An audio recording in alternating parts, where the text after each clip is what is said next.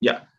Considering that contract is always an important aspect for a student of law advocate, we thought that let's do some series that we have also done certain sessions with Professor Nilima Barbade. And we had also done one of the sessions with Justice Suresh Gupte.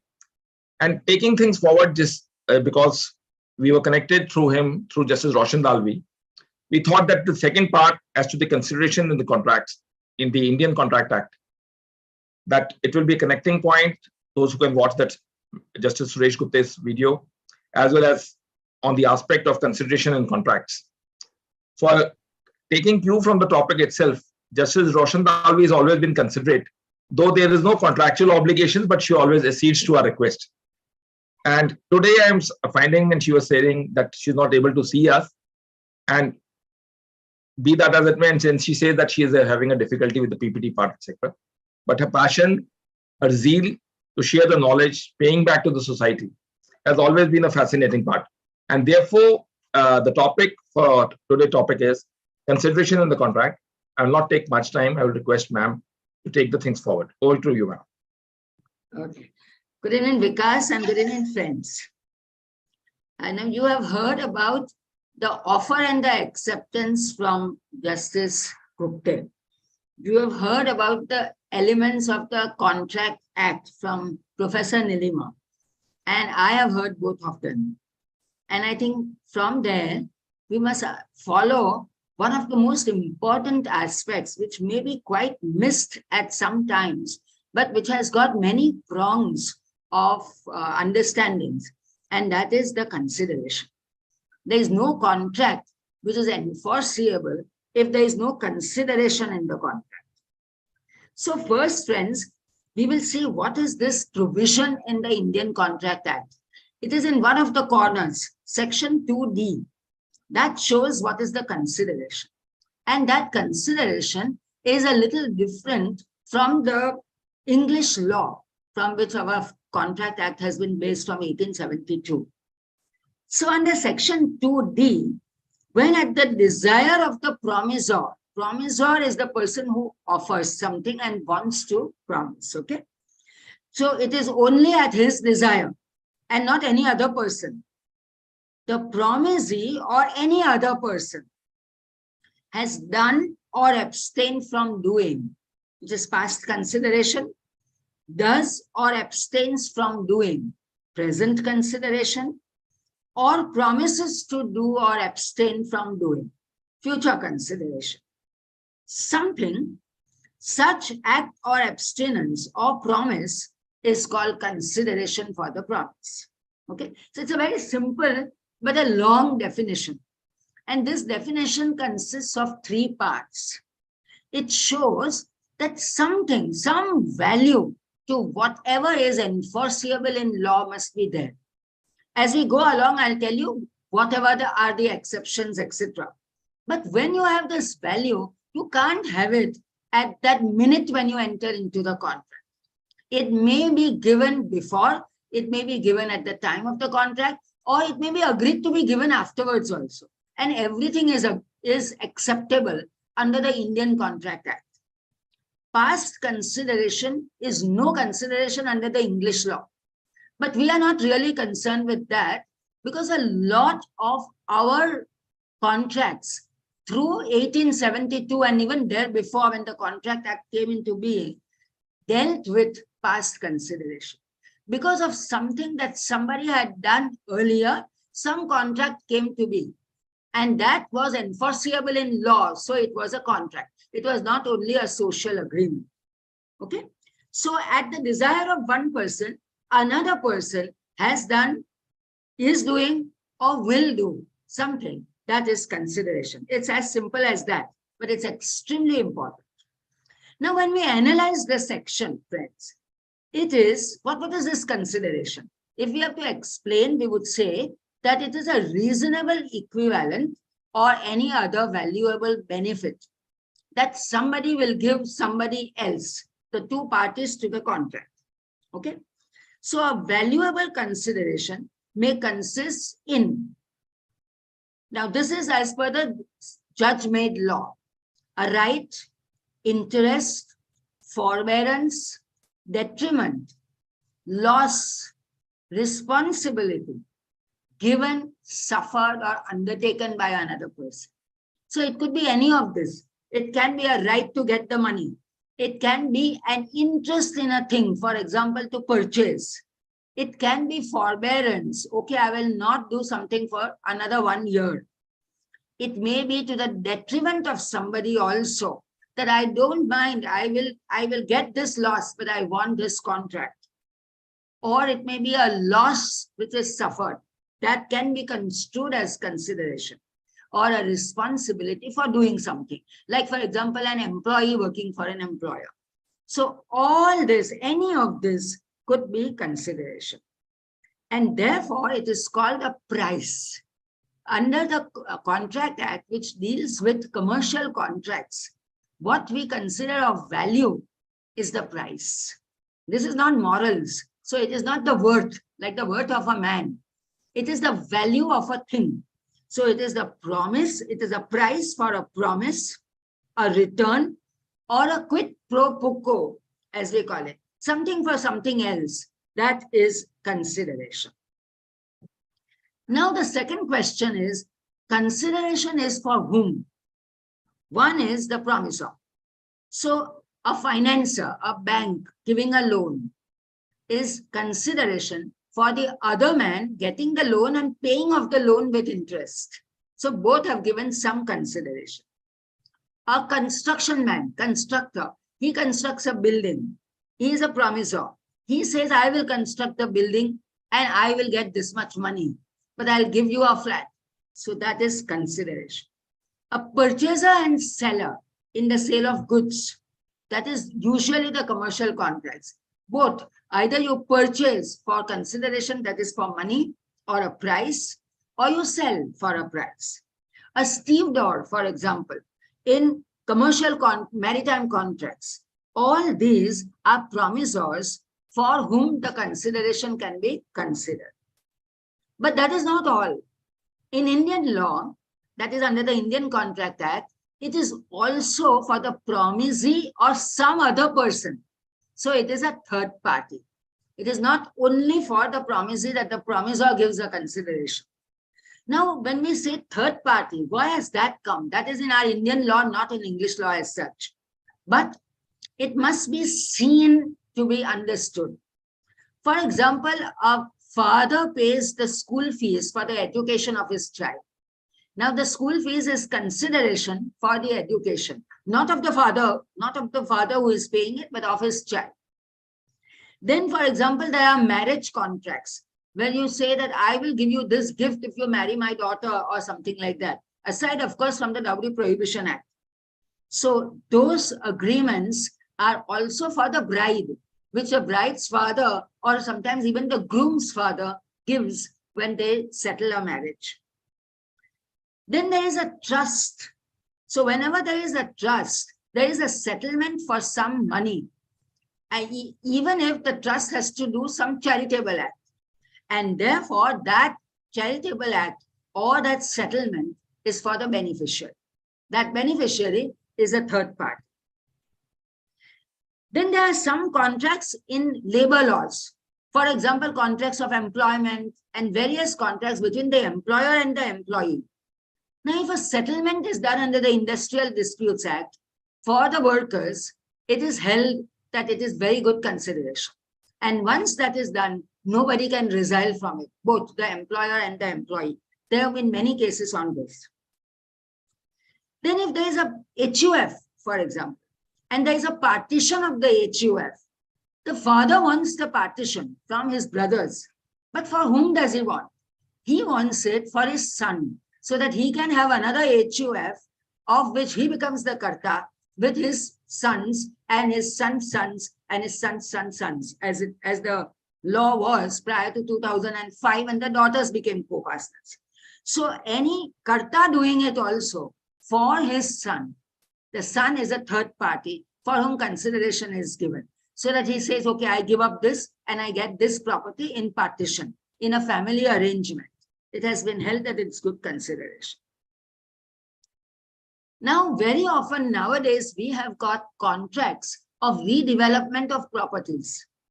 These contracts are made by the society, the housing society, with the builder. But the real beneficiary are the flat owners, for whom the flats and the occupants for whom the flats could be taken. So those occupants are the beneficiaries for the consideration which has passed from the builder to the society or vice versa. Then there are some tourist holidays. There was a very interesting case of certain tourists who went with a man had made a contract. He was the promisee, but he took his whole family for his tour, and the tour was a complete loss. So he applied for some damages. And it was said that, okay, for him we can give, but not for his wife and all his 3 children and all that. And the court said, no, that is a third party for whom the consideration was paid, because he paid for all 5 of them. So when the holiday went awry, when the contract was breached, damages were given to all. Okay. So these are the various aspects of third party beneficiaries in a contract of consideration. Now, friends, in commercial contracts, price is the fundamental condition, because no commercial contract can be entered into without a price being fixed. It may be adequate or it may be inadequate. But there has to be some price for a contract, otherwise it is not enforceable. You can understand this by this example. A wanted to construct a building through B. The parties negotiated the price, but they did not agree. B introduced the financer also. But since they could not agree on the price, A gave the contract to somebody else after he got the finance. B sued A for breach of contract to construct. He wanted that contract to construct. But it was held that there was no price fixed. And without price, there can be no consideration in a commercial contract. So price was held to be fundamental, and having not to be agreed, there was no contract. Then comes, now there has to be a consideration, we understand. But what is this consideration? I want to sell a house for 10 rupees. Is that consideration? Yes. It is good consideration in law. So somebody would say, why would you sell for 10 rupees?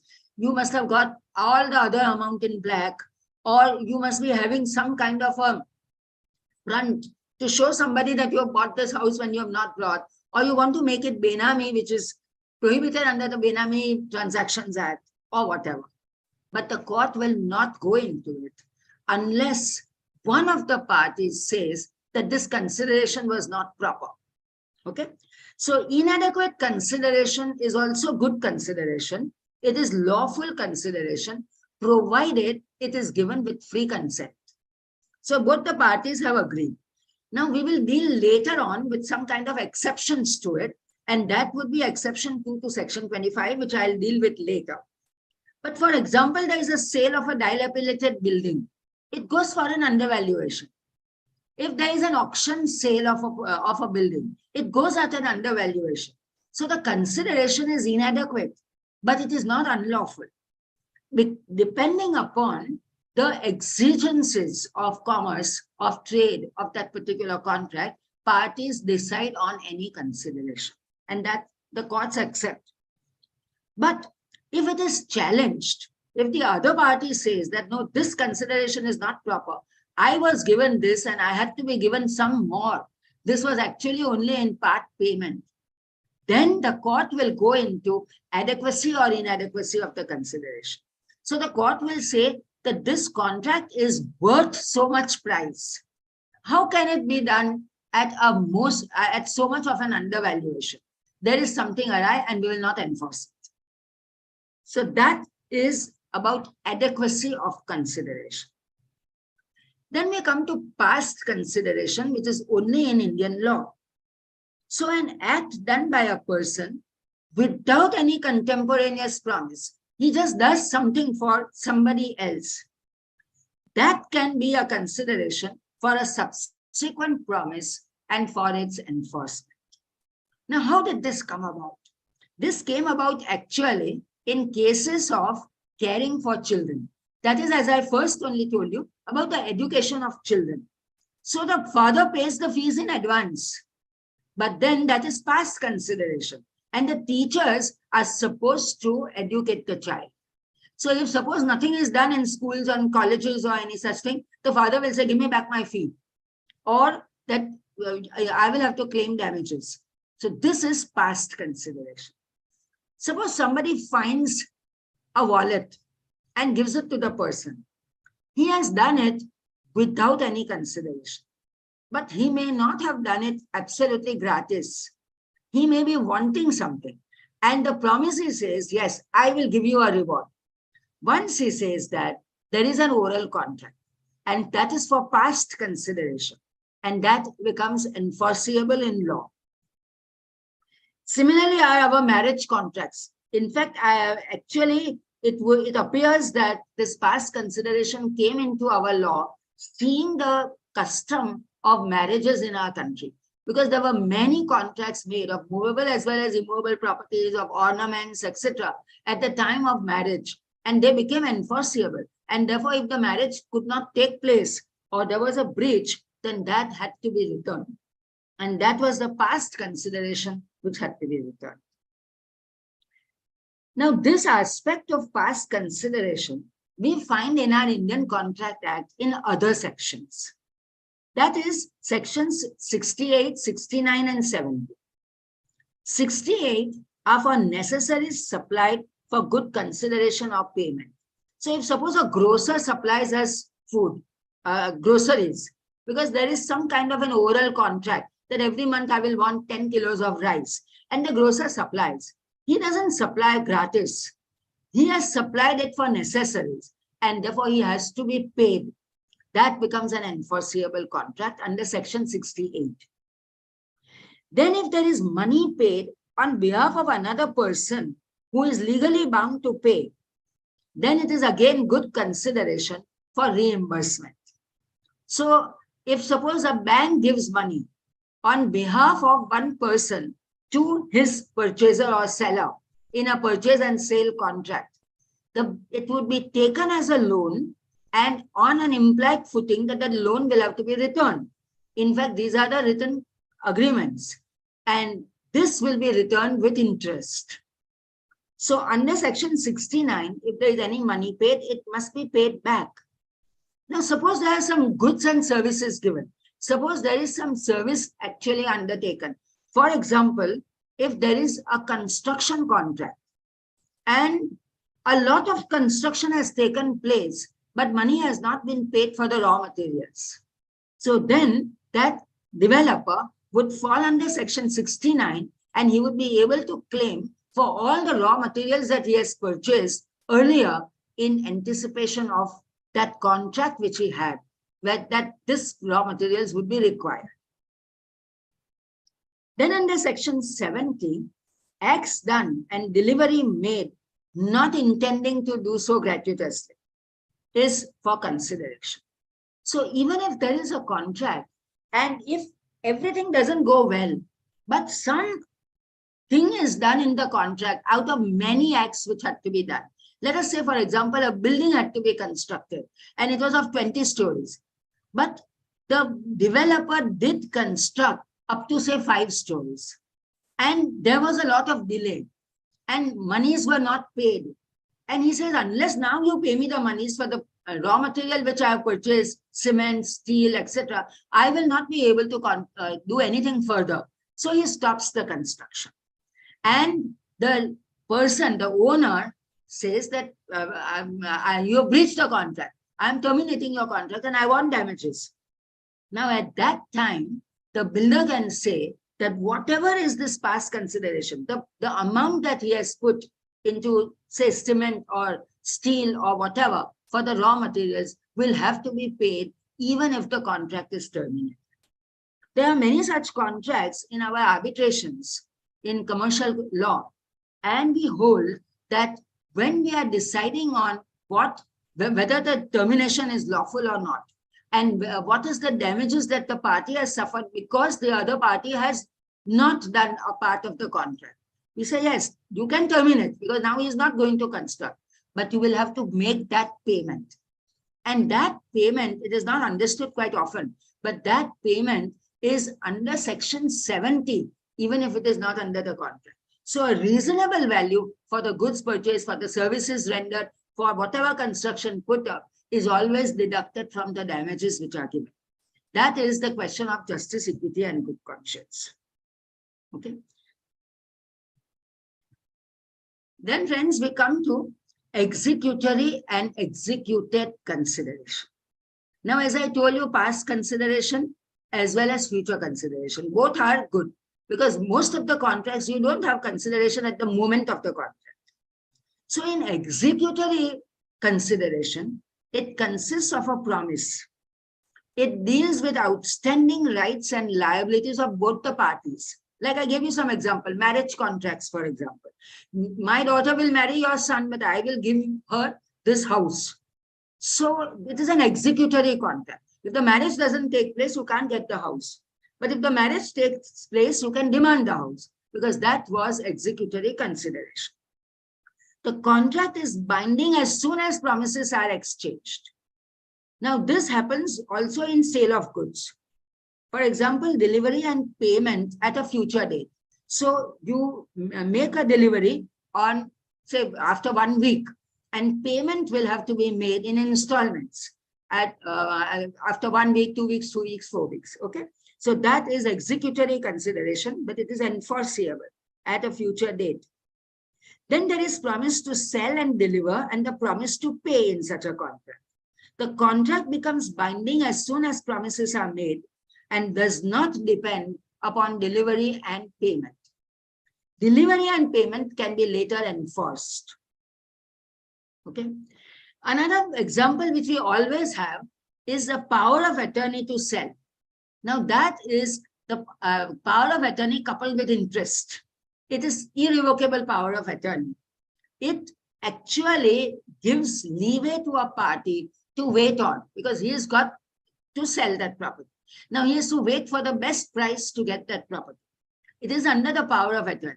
The giving of the power of attorney is good consideration that you wanted him to sell and therefore you can demand that he sells that property. Now, what is executed consideration? It consists in performance. For example, if there is a lawyer, now a lawyer acts for the client. The lawyer may charge fees in advance. He may charge part fees. He may get a good order for the client. He has done everything for the client. He can demand his fees for executed consideration.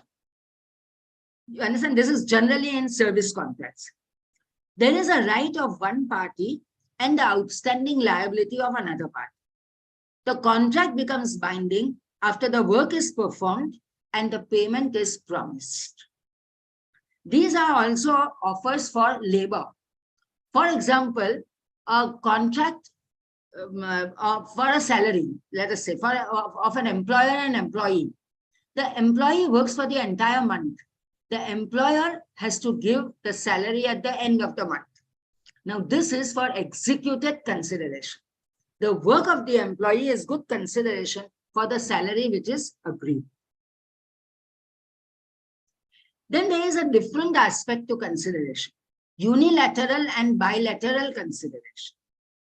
Unilateral is consideration of one party which is executed and can be enforced. Then there is a right of one party and the outstanding liability of another party. Just in the last example which I gave you of a service contract or an employee's contract, it is unilateral. One side consideration is already given. The other side, that is the employer, has the liability to pay. Now, for example, there is a promissory note. It is on a unilateral consideration. The money is given and the party who receives the money promises to repay at a particular date. So there is a unilateral consideration for an outstanding liability.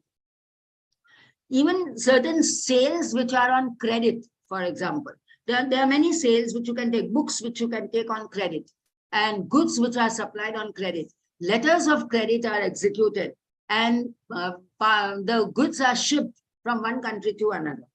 Now, all this is unilateral consideration, and that can be enforced by the outstanding liability of another party who receives the goods or who gets the services. Then the other is bilateral consideration. That consideration is executory on both the sides, but the contract is in the present. So there is nothing to enforce. For example, sale of goods over the counter. So you buy one packet of rice and you pay the price for the rice. These are bilateral considerations. The grocer gives you the packet and you give him the money at the same time.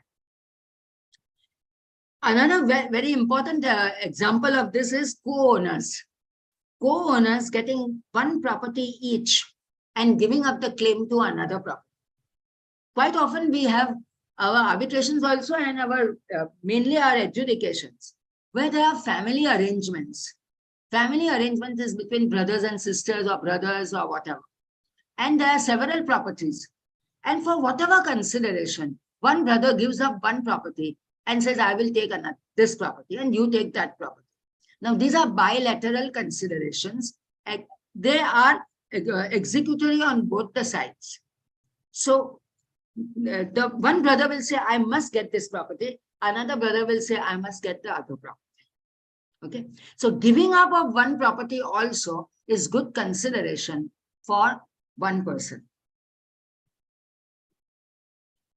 Now, I've been telling you about giving up. That giving up in law is called forbearance. So forbearance itself is good consideration. Now, which are these types? Again, examples will give you the best picture. Parting with something of value. For example, the settlement of a house in anticipation of the marriage of the daughter. I will part with this. So that is good consideration. Somebody in a family moves out of the family because he wants better space, but he has been given some money. Now that is good consideration. He cannot have the right to that property thereafter. Once and for all, it is settled. So he says, I will not come into this house for this much price. So there is a forbearance. Then sometimes there is an undertaking that there is a legal responsibility which is undertaken. So a party undertakes a legal responsibility. For example, tutoring a child. You've got a tutor. You're going to pay the tutor at the end of the month. But the tutor takes legal responsibility. And the tutor says, yes, now he will pass in his math exam. And therefore, he will get admission to whatever, IIT college. That is the legal responsibility.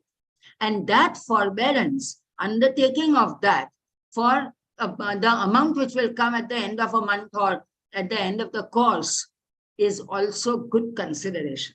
And therefore, the tutor can enforce it.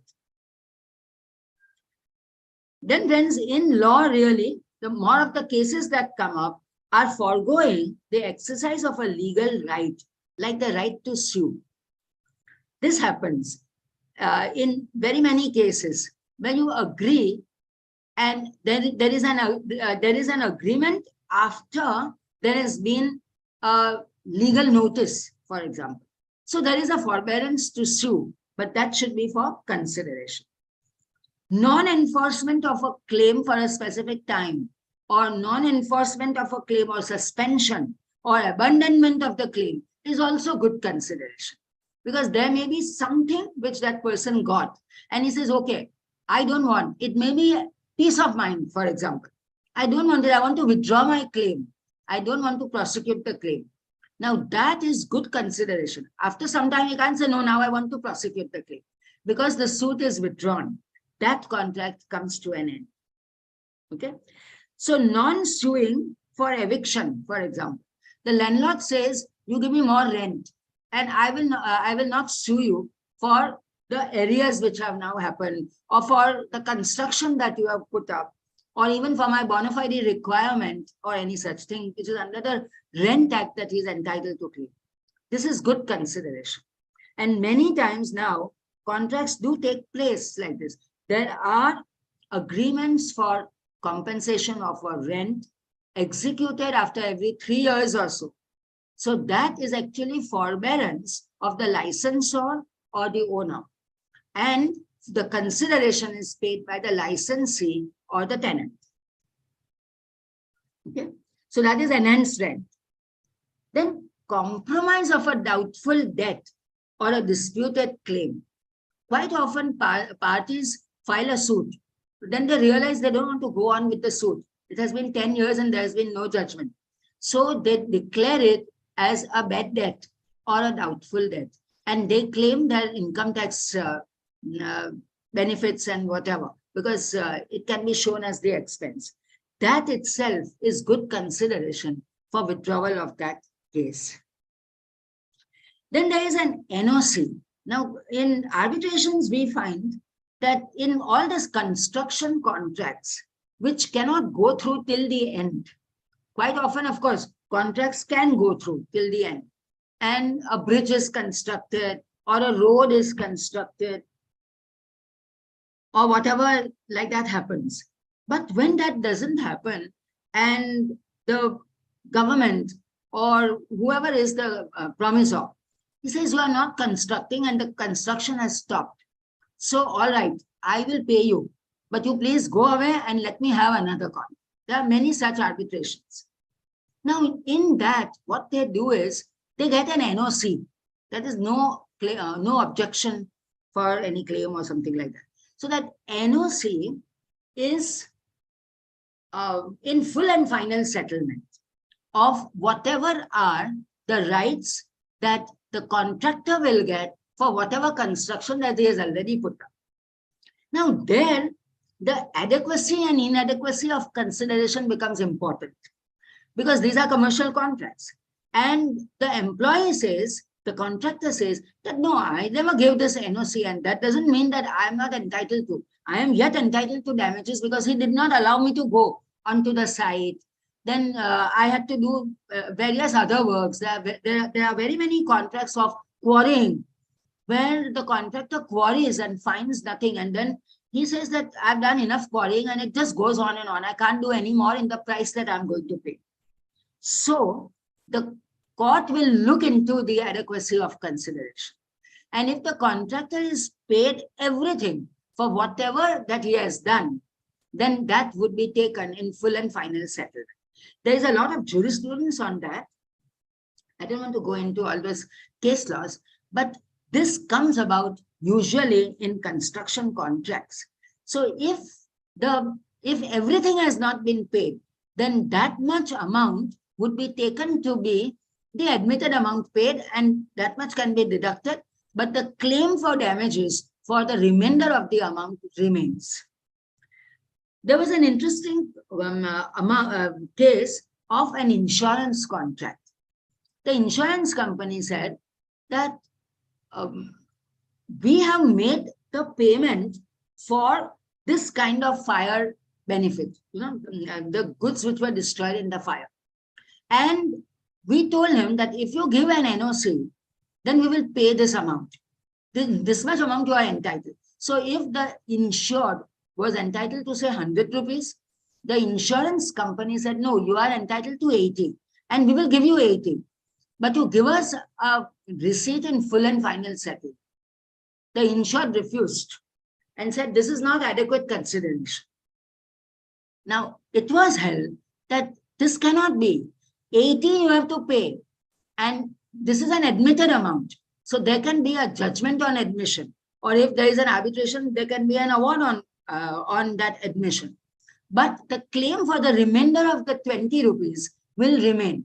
And if the insured can satisfy and prove that this claim was to be given and was a proper claim, he is still entitled to 20%, those last 20 rupees.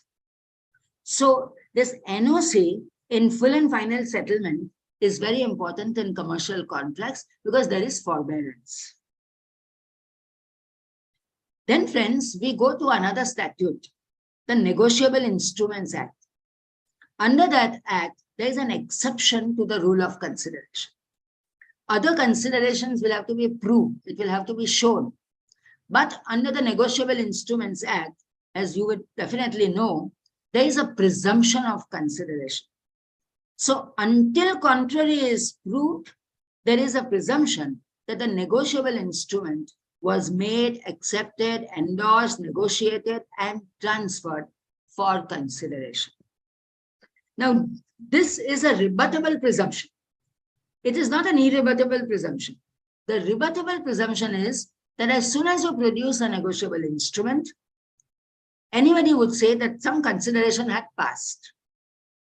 But the defendant or the respondent can say, no, this was past consideration for some other contract, or it was in part payment of something else and it was not the whole consideration, or that I have made payment and this included also the interest which I did not get.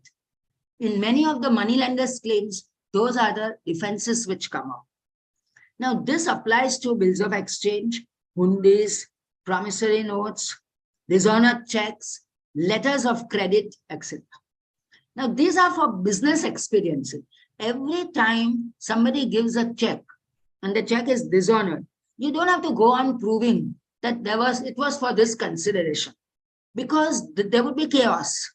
So therefore, the law says that for all of these, when there is a written instrument which is negotiable, which you can transfer by mere delivery, then there is a presumption that consideration, which is the price, had passed of whatever is mentioned in that document. Then friends, in contract, especially in commercial contracts, we have always reciprocal promises. One party sells and the other party has to make the payment of the price. One party constructs and the other has to make the payment for that construction. So in all of these kind of contracts, there are reciprocal promises. Promises of two parties for each other. So one party has to perform when the other party is ready and willing to perform. Now, these contracts are usually executory and in stages. Like, for example, you have to supply 100 computers. So you may supply 10 computers in the beginning. The person has to make payment for those 10 computers, but he doesn't make payment. So there is a running account. And further 10 computers are also supplied, but it doesn't make the payment. So the supplier says, now no more computers until you make this payment. The person says, you were supposed to supply 100 computers. So there is a breach.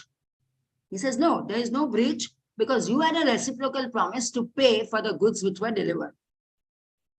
And it has been held in several arbitrations and in judgments that one party's forbearance is good consideration. So he has given for 10, 20 computers, he has forborne. But how will he go on?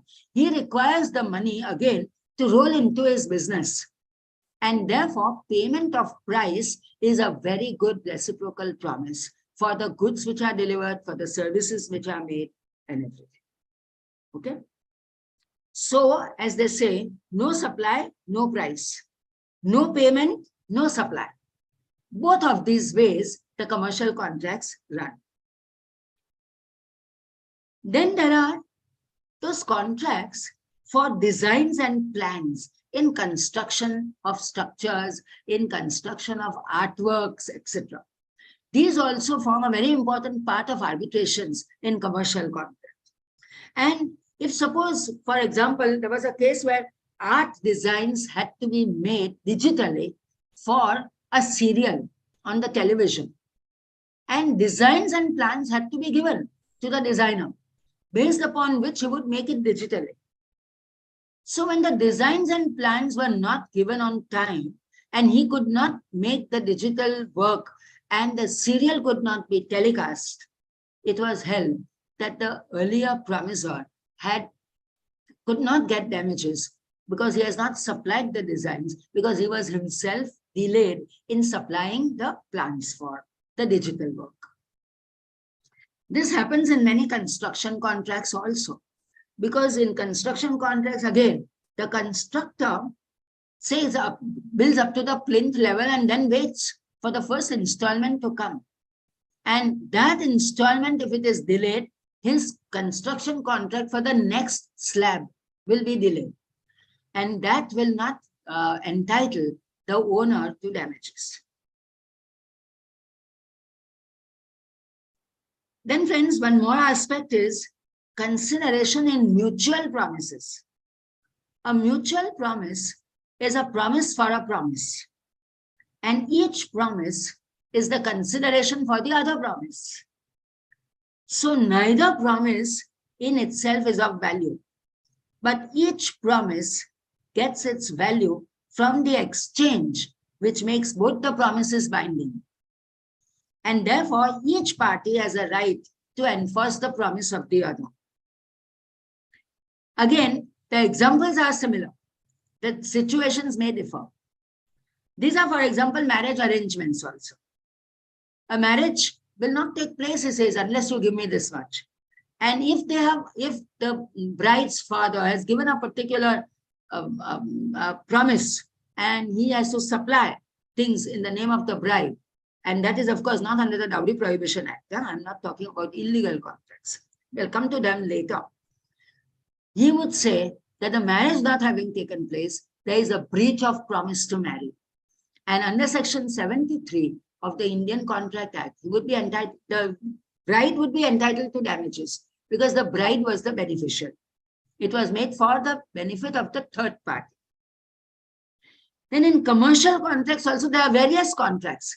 From time to time, you go on supplying goods. From time to time, you go on making construction of one road, another road, one bridge, then the end of the bridge, whatever that is. So each promise is a consideration for the next one. Similarly, in family partitions, sharing properties between two heirs is consideration. So there is one promise for the consideration of another promise. There are more properties. Let us say the father died, leaving behind 4 properties. And there are 2 brothers. Now, one brother says, I'll take the biggest and the smallest property. And the other brother agrees to take the second and the third property. So there is a family arrangement. Now, for each of these, there is a contract. But each is a contract, which is a mutual promise for another. And therefore, a promise is a consideration for another promise. And the entire family arrangement is enforceable. Then comes the aspect of a fresh consideration.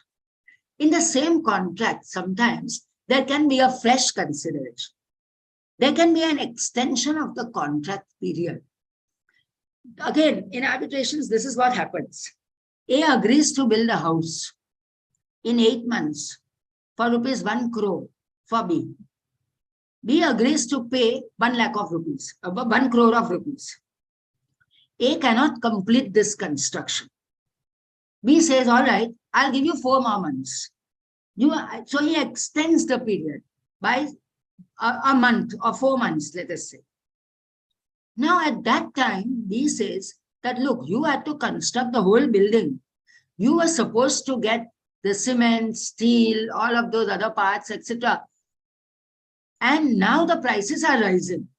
So though I will give you extension, I will pay at the price that we have agreed.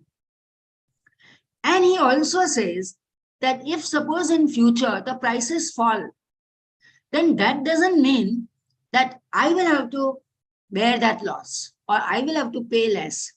I may still say that I will take the price which has been agreed. That is 1 crore of rupees. So this is a fresh consideration for the same contract, the contract of building that house.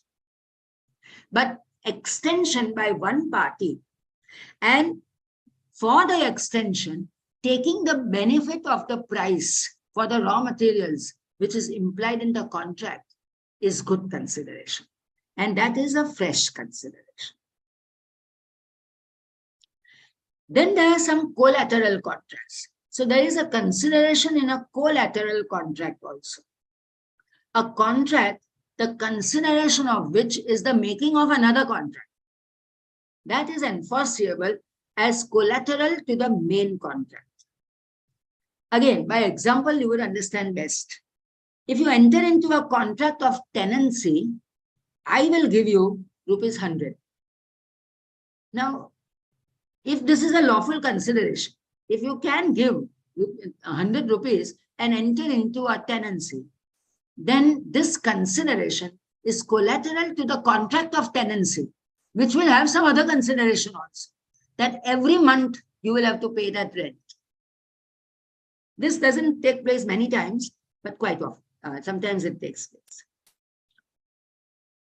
Now, friends, we have the ADR system. In the ADR, mediation is now taking hold.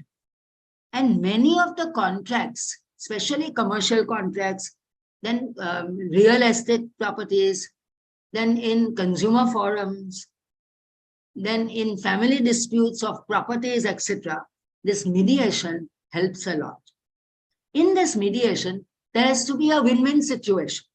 So each party gets something and gives up something. That is how it is called mediation, because it is somewhere in the mean, mediate. So you require negotiation, facilitation, mediation, and conciliation. And you come to a particular agreement. Now, in all these agreements, some party loses out something and gets something. Another party may get a little more, but the one party may have lost out a little more. But the peace that you get, the litigation that comes to an end, the friendship that remains is also good consideration in mediation. So therefore, mediation agreements are enforceable. So any dispute which is analogous to Order 23, Rule 3, which can be settled down today by mediation, or otherwise it was under what we were calling consent terms in adjudication, is a good consideration, and therefore it is enforceable. Now I will again give you some illustrations of consideration. A gramophone record was to be sold. This was a very interesting case. For 1 shilling 6 pence and 3 wrappers of the gramophone records sold earlier. So it was held that the wrappers were a part of the consideration, because this would mean that you would get this price only if you have purchased 3 gramophone records before. So for a you can say a repeat customer, we will give you at a discount. Now that is good consideration upon proving that you are a repeat customer. Many of these contracts today, even online in Amazon, if you take this, you get that, you get rewards on your credit cards, etc. All these reward points become enforceable because it is for past consideration of the credit card holder. He has purchased something and he has got the points, and now those points are valuable and can be converted into a purchase. Then a power of attorney to sell a property by a developer. Sometimes the owner says, okay, you develop my property, you give me 4 flats, the remainder of the flats you can sell. So he gives him a power of attorney to construct. But that power of attorney, under that power of attorney, he can sell. It is coupled with interest. It is irrevocable. And the consideration is the earnest money paid. So when the developer pays the earnest money, gets the power of attorney, enters into an agreement much before the conveyance, he can sell, and he can then ask the society to convey the property to the flat purchasers. Then allowing a creditor to sell the property is also consideration for the loan given. Now, banks and financial institutions give loans. They enter into contracts. There is a promissory note, there is a hypothecation deed, there is an English mortgage, then there is an agreement to repay, and there is a bank account or a financial institution's account. And one of the clauses of the agreement is that if the loan is not repaid in so much installments, etc., then the banker or the financial institution will have a right to sell the mortgage property. This is good consideration for the loan which is given by the bank. And this can be sold even at an undervaluation if there is an auction sale which is in terms are following the process of law that is today under the Securitization Act. Then the other example is of tenders. When government or PSUs or other parties also invite tenders, then the tenders may be for a lesser amount. But the party who wants the tender will give it at an amount which is lesser than the other parties, so that his tender can be accepted. Then he cannot say that this is inadequate consideration. A tender price then would be enforceable. Similarly, for development of property. So sometimes the tenants, they know that they are in a dilapidated building. They are going to get a new flat. The new flat may be more than the amount or less, more than the area or less than the area, because there is a capping given in most of the things. In Bombay, under the MADA Act, there is a capping of 753 square feet carpet area. Now, if the flat was larger also, but it is dilapidated, they give a larger flat to get a new, smaller flat. That is also good consideration. Similarly, when we have leave and license agreements, tenancy, conducting agreements of hotels, restaurants, etc., then the rent or the compensation, whichever is agreed by the parties, is good consideration. But what if there is a gratuitous license? For example, if a man allows his nephew to stay in his house in one room, and then he says that now my daughter is getting married, you please get out and you get another house. The nephew says that no, you have not given me anything. You pay me something for getting out. And he says, no, this was a gratuitous license. I have given you the flat for no reason at all. That is, I allowed you to stay for the period that we agreed. That was good consideration. And for that consideration, he would have to give up his possession after the contract comes to an end. It is generally an oral contract. Liquor licenses, for example. Liquor licenses are held not to be contractual. They are the privilege. So when you get a license and you have to sell liquor at a given price only and of a given quality, because it should not be detrimental to the people who are purchasing it. It is under the excise laws, and that becomes good. The license itself is good consideration. The price, even if it is less, has to be sold at that price. Now, letters of credit are given in most of the international contracts.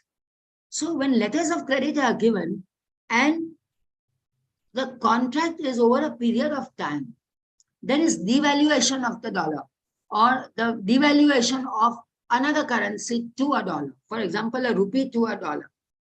So in that case, they increase the limit of the letter of credit. That increase is security for the payment. And therefore, that is good consideration. So nobody can say that you cannot increase the limit, and that is enforceable as consideration which is given. It is a kind of presumption of consideration. Then there's an agreement to avoid a tax. For example, parties enter into some agreement to divide the properties between two brothers or between partners so that their taxation liability becomes less, capital gains tax or whatever. Now that is good consideration. So each one will be able to enforce that, because evasion of tax is unlawful, but avoidance of tax is lawful. Then there are many other examples. For example, sale of property in a winding up petition. When there is a company which is going to be wound up, the property will be sold by the official liquidator. And when the property is sold, it can be that somebody is a buyer, right? So there is a buying and selling transaction. It is called buy-off or sell-off of a particular party's share. For example, there are minority shareholders and majority shareholders. There is a buy-off and sell-off. And the sale of property, if the company has gone into winding up, the creditors can also sell the property. It is like the sale by the bank. And those are considerations that they will get in an auction sale the price which may be less than the other price, but the company cannot challenge it. Then there are partnership contracts. That may be between sleeping partners and active partners. For example, one partner will get the capital. He is an old man. He has got a lot of money. He brings in the capital, and the younger partner brings in labor. He cannot bring in the capital, but they both agree to share half and half. Now, these are reciprocal considerations for those promises. So it is good consideration for each of these partners. I told you withdrawing a suit and giving up a claim, settlement of a bona fide dispute, all these are good considerations. If there is a mutual agreement to avoid further litigation, so if there are commercial contracts or if there are family properties and family businesses, then they enter into a mutual agreement so that then there won't be litigation. And there is something like a buy over, sell over. So all those agreements also are with good consideration. A mere family arrangement to promote peace and harmony is good consideration. In a very interesting case, an elder brother had to pay his younger brother a part of the money. He could not pay fully. The mother said that she will pay the deficit, the balance, to bring about harmony in the family. That is very good consideration. And that can be enforced against the mother by the younger brother. Then an agreement to pay maintenance to a wife or to an illegitimate child, that is also good consideration for the mere purpose of being a wife at one time at least, even if the marriage has been dissolved, and the child who is entitled to be maintained. So that agreement to pay maintenance. Then a mother agreeing to pay any shortfall, that is what I told you, shortfall for the elder son who had to pay the younger son. All these were good considerations. Now, friends, so far, we have been talking about lawful considerations. But there are some unlawful considerations also, and they are not enforceable at law. So these unlawful considerations make the contract void under section 23. Which are those unlawful considerations? When the consideration is forbidden by law, when it defeats the provisions of any law, when it is fraudulent, it involves injury to a person or property, or it is immoral or against public policy. So let us understand all these also by examples. Something which is forbidden by law. If a consideration is given in a Benami contract, for a Benami purchase, the entire consideration is unlawful, and therefore the contract is void as being barred under the Benami Transactions Act.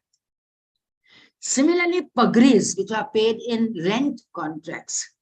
For example, I will give up my rented property to you because you have bona fide requirement, but I will get 50% of what the other purchaser gives. That is a pagri system, which was illegal. And then thereafter, under the amended Rent Act, it's not pagri, but it is additional compensation which can be taken, or additional rent. That makes it a lawful consideration. Then loans from unlicensed money holders. Under the money holders Regulation and Prevention Act, there was an act of 1976. All money lenders had to be licensed, and all those licensed money lenders had to receive by checks. So they gave loans to loans taken from unlicensed money holders. This was forbidden by law under the Money Lenders Act, Bombay Money Lenders Act. Therefore, any loan which you have taken from an unlicensed money holder, money lender, the money lender cannot recover. It is forbidden by that law. Then employment for money. If suppose somebody says, I will give you employment if you give me the first salary. In fact, there are many such contracts and parties have paid. Even in a leave-in license agreement, the broker takes the first month's rent as consideration. But employment contracts under the labor laws could not be executed that way. They are forbidden by the labor laws. And if forbidden, they cannot be recovered. GST, for example, it is not forbidden, but GST has to be taken and has to be deducted or added to the price, depending upon who gives the service and who takes the service. And therefore, there are several contracts which take place. If you do not want GST, then we will not issue the bill. But then if there is an executory contract, you would not be able to execute that contract because there has been no invoice. And GST, it goes against the GST Act. Then transfer of license or transfer of tenancy, which is prohibited under the Rent Act. Again, if there is a transfer, then that contract is for an unlawful consideration. Agreements to evade tax also. For example, GST, all the so many of the shop owners are evading GST. But an agreement to do that, if it is separately given for an executory contract, you would not be able to enforce it. Then second, if it defeats the provisions of any law. For example, minor's marriage. I will give you my minor daughter in marriage is not a contract which can be enforced. It defeats the provisions of the Child Marriage Restraint Act. Dowry Prohibition Act, very important, and in so many houses, I hope it is not there anymore. But all these dowries which are given are under contracts which are not enforceable at law. Then under the Urban Land Ceiling Act, nobody could transfer property or develop property more than 500 square meters, etc. Now there were very many family people, and therefore they divided the properties amongst those family people. But if you cannot do that, then what the developers used to do is, they say that you enter into a partnership with us, and after some time, you will dissolve the partnership and you retire as a partner. All these agreements are for unlawful consideration and cannot be enforced. Similarly, Bombay Tenancy and Agricultural Lands Act. If for agricultural land, there was a ceiling limit. And if you exceeded that ceiling limit, the consideration for that particular land could not be recovered. Then under the gold control order, under the gold under the prohibition law, you could not sell gold at certain times. And all the jewelers who sold gold sold it on the sly. This was in the 1960s and 70s special. And all those monies which were paid were supposedly called black money, as we call it, and nothing enforceable. It is all done at the same time. I give you the gold and you give me the money, so that there is no contract which remains executory. Sale of liquor also without a license falls in the same category. Sale by a debtor to a relative. Now, for example, there is a loan taken and the debtor sells the property to a relative, so that when the loan becomes enforceable, when a court decree is obtained, then he says, no, it is not my property, it is my relative's property. All the consideration which is paid under such a contract is unlawful consideration. And if that has not passed at the time the unlawful contract was made, cannot be recovered. Sale by a revenue authority to a defaulter. Now, this is in collusion. It is actually a criminal act.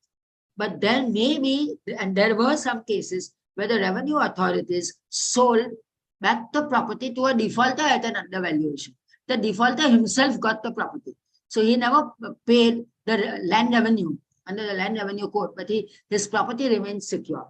All those considerations were unlawful. And payment to stand surety. For example, in the criminal law, if you are going to be released on bail, somebody stands a surety. When a surety is given, then payment to stand that surety. If you stand surety, I will pay you this much amount, and he stands that surety. The consideration is unlawful. Then comes the fraudulent contracts. A sale deed in place of a development agreement. The builder or the developer enters into a sale deed with some old people who cannot read, who do not know the law, etc. And they understand that the property is going to be developed. They are going to get this at the top floor, terrace, flat, etc. And they will get some consideration, which some consideration is paid. And after that, they realize that there is a sale deed. There is not a development agreement. This was actually a matter in court. It was held that the consideration which was paid was unlawful. The contract itself was void under Section 23. And therefore, the developer got nothing. Then fraudulent preference to a single creditor is also wrong. When there is a creditor and or rather when there are many creditors, and when there is a settlement with one creditor, so that that creditor can pay less and get out, is of unlawful consideration. And the other creditors can come up to that same debtor and get the property. Now, assignment on the eve of insolvency. For example, a man knows that he's going to be declared an insolvent, and just a little before, he enters into a contract to sell his immovable property and gets some money. That contract is for an unlawful consideration.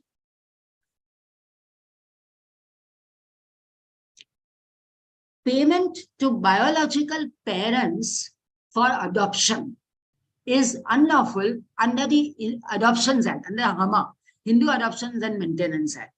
And therefore, to say that if you give your daughter or son in adoption to me and there is an adoption deed for a consideration, the consideration is unlawful and fraudulent. Actually, it is fraudulent. And then there are contracts and considerations which involve injury to person or property. For example, a lease by an agent. An agent is supposed to maintain the property. He has been given the contract to maintain the property, to pay the taxes, etc. And he enters into a lease and gets the rent. That involves injury to the property of that other person who is the owner. And therefore, that is an unlawful consideration. Under the Bonded Labor Prohibition Act, any bonded labor is for unlawful consideration. That consideration is very meager. There are boys trafficked and taken into bonded labor. Now there is supposed to be no bonded labor in the country. So if any person cannot get out of an employment by virtue of, say, his passport having been kept with the employer or his ration card having been kept with the employer, and he is supposed to be given, he is supposed to do some labor work, it is unlawful consideration. Then is for immoral and what is opposed to public policy. Immoral is really of this concubinage and all those contracts. But admissions to college by influence, you pay the money to somebody to get admission to the college. That consideration is also unlawful. And if that consideration is paid, admission cannot be sort of guaranteed or granted. Dropping a criminal prosecution. There are some contracts where if you drop a criminal prosecution, then you are made some payment. That is an unlawful payment. It is opposed to public policy. What is the consequence of all these unlawful considerations? The agreement is void. When the agreement is void, it is not enforceable under Section 2G of the Indian Contract Act. The promisor cannot go back on it without restoring the benefit, but the promisee cannot sue. So you can't come to a court of law. Now, I've given you many illustrations of unlawful consideration. Agreements at the time of marriage, annual allowance to biological parents for adoption, compensation to a witness for deposing was also held to be unlawful consideration. Agreeing to pay a bribe for the work done is also unlawful consideration. The person can get the work done and not pay the bribe. Agreeing for or payment of amount in excess of what is mentioned in the document of transfer. This happens in actual written contracts. Nobody can come to a court of law and enforce a consideration which is not mentioned in a written contract and say, no, this was also agreed to be paid, that is supposed to be black money. And that is not enforceable because it is an unlawful consideration. Now, consideration by courts of consideration in international contracts. These are certain sound principles. Courts will not enforce contracts or agreements which are contrary to the law of the other country. That is the common law or the statute law. It may be either law, but courts will not enforce those in international contracts. And if it is void under the proper law of contract also, in international contracts, the courts will not enforce those contracts. For example, contract of selling poppy seeds in Saudi Arabia is illegal and unlawful. So if there is an international contract, and there were such contracts between Saudi Arabia and China, which were to be enforced in London, in the Royal Courts of Justice in London, the London court said, this is contrary to the law of the country where the contract was executed, we will not enforce it. It was not unlawful in England, it was not unlawful in China, but it was unlawful in Saudi Arabia, which is the proper law of contract. And international contracts are not enforced because of unlawful consideration. Then courts will also not enforce or grant damages if the contract would be illegal in the country in which it is required to be performed. So if goods have to be supplied in international contracts, and if those goods could not be supplied in those contracts, then the consideration is unlawful and those contracts are not enforced. So the principle of law, what is that? Courts of one country should not help to break the law of another country. That is it is also shown and reflected in conclusivity of foreign judgments and orders. Under section 13, D, E, and F of the Civil Procedure Code. I will not go into that now, but that is based on the principle of unlawful consideration that a contract cannot be, the judgment also cannot be enforced. Then friends, when there is part consideration, which is unlawful, a contract may have some lawful and some unlawful consideration. Then lawful consideration can be enforced and unlawful cannot be enforced. For example, if there is a contract for 100 rupees, but there is another contract, or in the same contract, they make a clause that if such and such a thing happens, I'll pay you another 1,000 rupees, which is illegal. Then a part of the contract will not be enforced.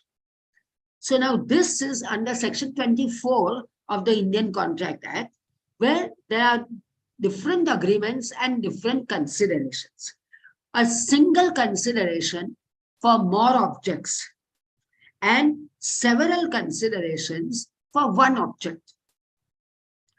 Now, again, by way of illustration, payment of municipal permission to get plans passed illegally for buildings in a layout.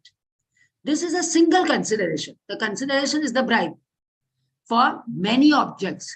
The objects are to build 10 buildings in a layout, and one consideration is paid. That consideration is illegal. The consideration cannot be enforced. The layout, etc., will be enforced.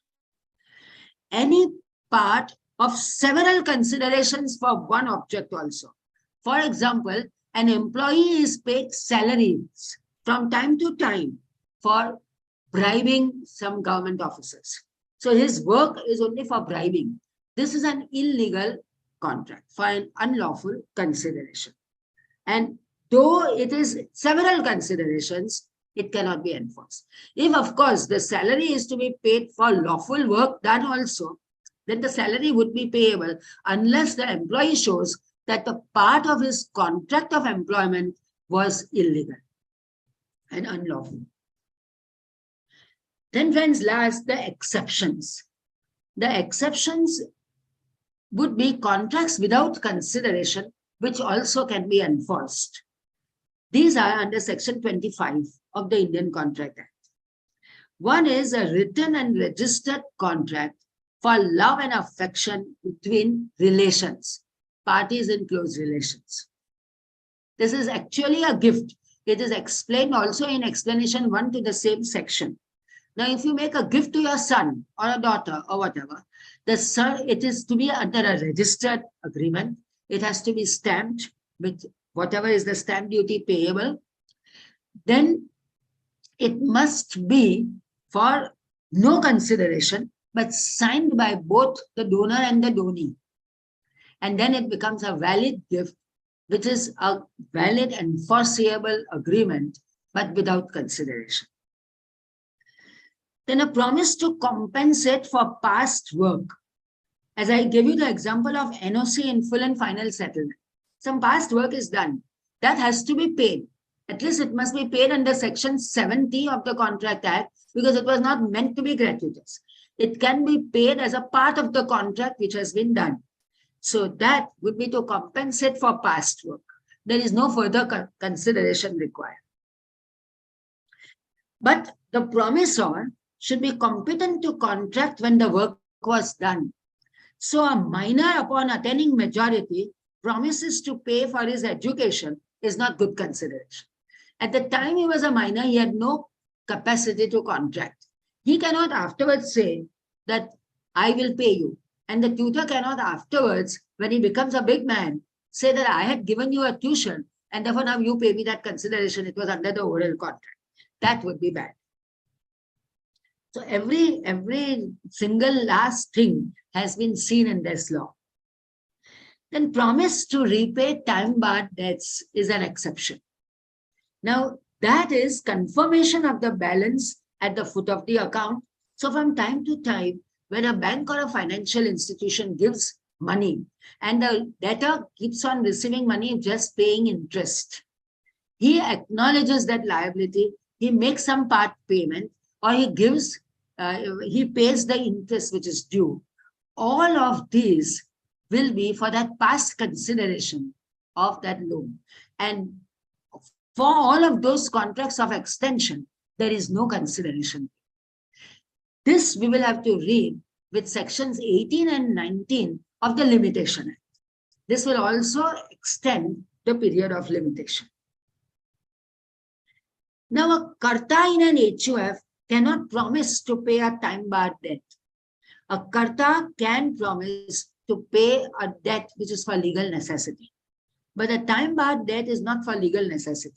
So a karta cannot say that I will acknowledge this liability because the co-parceners are the beneficiaries. And without their consent, he cannot do that. Similarly, a Christian cannot promise to pay his father's time-barred debt, because in Christian law, there is nothing like paying the father's debts or for legal necessity also. So those will be exceptions to the exception. But the exception is payment of the time-barred debt.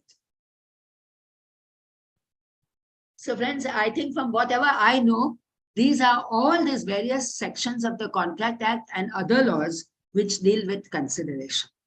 And you will realize that in anything which is enforceable at law, there must be a consideration. Thank you.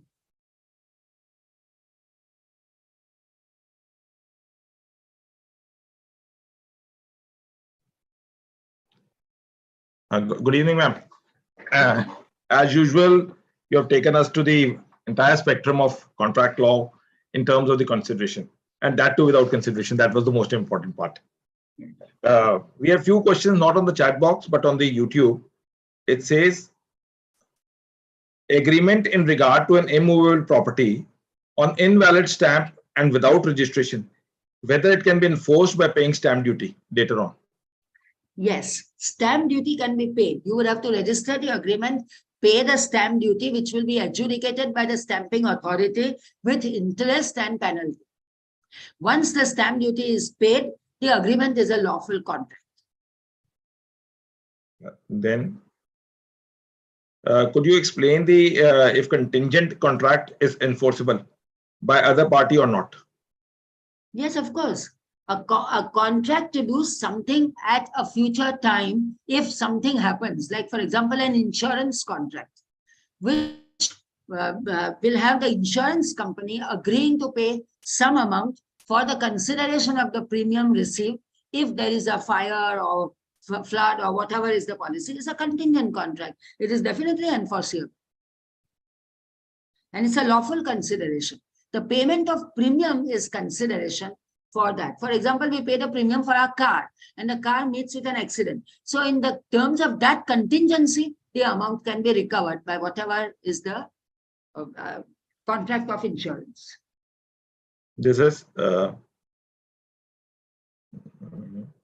owner of a property has executed an unregistered sale deed, affidavit, registered GPA in favor of the purchaser/attorney. Affidavit, GPA means what? General power attorney. He says that he has executed. Just please repeat. The owner of the property has executed an unregistered sale agreement, affidavit, registered general power attorney in respect of the purchaser/attorney, and formed a few sites and sold few attorneys, died later on. Whether the legal heir is entitled for the property. Legal heir would be entitled if the owner was entitled. If the owner dies, the legal heir's right on succession would start. Then if the contract survives to the legal heir would be entitled. But if there is an unregistered sale deed, I don't know what the owner himself would be entitled, because he will have to register it, pay stamp duty, and then only get something. Then thereafter, of course, the heirs would be entitled. Before we conclude, I will ask Professor Mohan Bhola to express his views. Mr. Bhola? As it's usually heard, very great and with great comprehension, Madam has given a great rendition, and this presentation has taken us to a place where we have every such example given for each one of the minute considerations that are possibly legal or illegal depending upon the circumstances. And very great to hear Madam, and we are indeed, there is a lot of take home, and we are indeed very much blessed to have this very great program. I take this opportunity to congratulate Vikas for this, and all those who are there in this platform are greatly benefited. Very kind of you, ma'am. Thank you. Ma'am, sessions are always well received, and it gives a lot of food for thoughts. Yeah, I will ask if there's another Professor Ayushi Negi, if she wants to share her knowledge or the expressions of the session. No. Yeah, she has taken over. Over to you, Ayushi. Hello, sir. Thank you, ma'am. We had it was a very enlightening session, and that's all I would like to say. I have no questions. Thank you. Thank you. Ayushi is a regular follower of your sessions, ma'am. Besides other sessions also, she teaches in Shimla. Yeah, but then now I'm not teaching anymore. I've joined practice. Oh, Okay. You'll make a That's good good. lawyer. Yeah. Since you were a teacher. Yeah. Okay, ma'am. Thank you. Thank you. And Okay. tomorrow we will be having a session with K. Prabhakar. He will be taking us the sessions between the co-ownership, etc. So do connect with us at 6 p.m. Thank you, everyone. Stay safe and stay blessed. Namaskar. And thank you, ma'am, once again. Thank you. Good.